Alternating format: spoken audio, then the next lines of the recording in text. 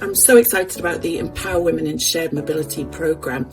I've worked in the sharing economy and shared mobility space for a number of years now, and yet I've never met a female founder.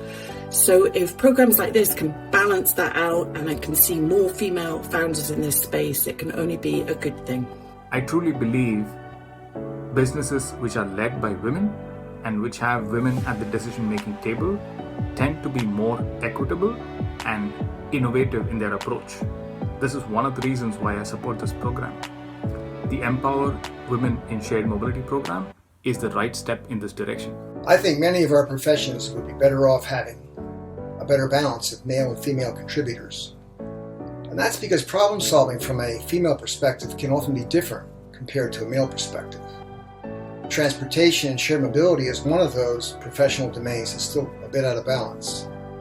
The ugly truth is that matters of personal safety, security, and privacy in transportation is very different for women and men. In a lot of data analysis that is done in the transportation field, we are tremendously biased away from women's issues. And we don't always do that on purpose. But I think now we understand a lot more about why we need to be concerned specifically about women's mobility issues. I believe firmly that there needs to be more women in this space because women are really essential to these conversations, and diversity of thought is really important. 50% of the population is women. They're making over 50% of the decision making, and being able to have more females at the table and bringing their ideas and their thoughts and their different point of view is critical as we decide different ways in which we can use shared mobility to get people around. It's really become apparent over the last few years, the lack of leadership across all aspects of our society. And we only have to look at the response to COVID to see, that play out. Women have proven and continue to prove their value as incredible leaders. Again, look at the countries that have responded well for COVID and the ones that haven't. There's a theme there around women in leadership.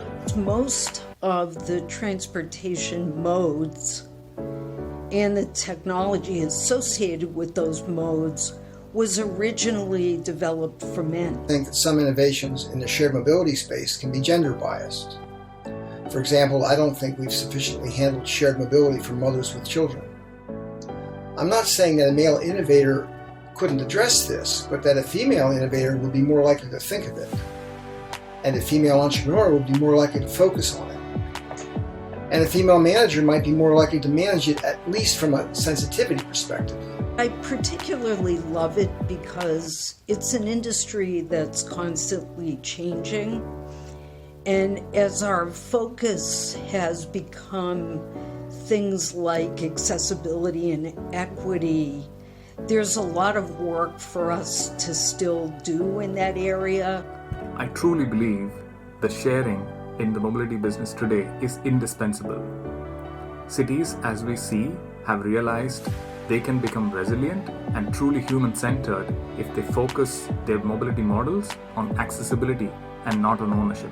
I feel very fortunate that I get to work with a lot of really incredible women and meet other incredible women, and any way that we can amplify their voices and also their thoughts and their projects is really important, and I'm proud to be able to work in this space alongside them.